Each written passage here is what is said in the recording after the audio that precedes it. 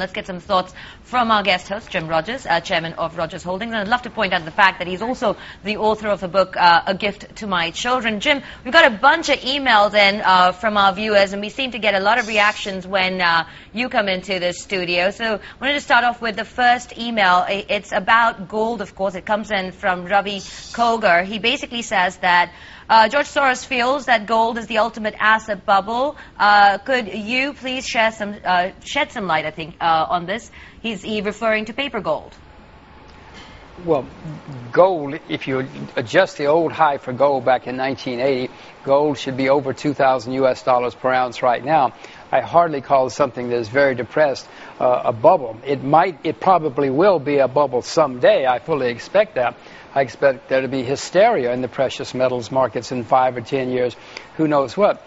But right now, very few people own gold, and I can hardly call something a bubble when very few people own it yet. Jim, it's Yusuf in Bahrain now. Another email we're getting from one of our viewers says that you prefer to recommend silver over gold, citing that silver is more undervalued and has, as a result, more potential. Now, the question is, if there is a currency crisis, which metal stands to benefit more? They're both going to go up if there's a currency crisis, I assure you, as will platinum and palladium, undoubtedly, and many other things.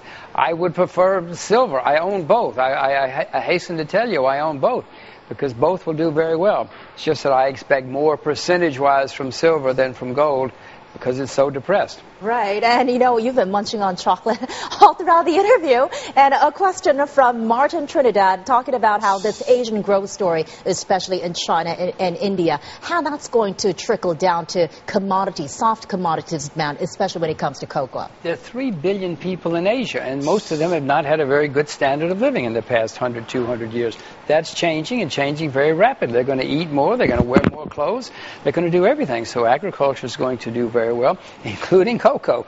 They like chocolate, they like sweets. You know, most Chinese have never had chocolate to this day, and they're 1,300,000,000. They're going to have it, and it's going to do well. All right, and one more question from you. Jim, just to wrap up the commodities part, what's your outlook on crude for the next 6 months?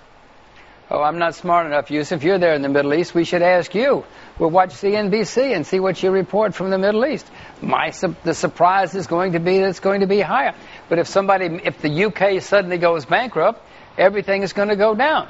If America bombs Iran, everything's going to go up. So I own oil. I'm not selling. I expect it to be much higher over the years, but I don't know about 6 months.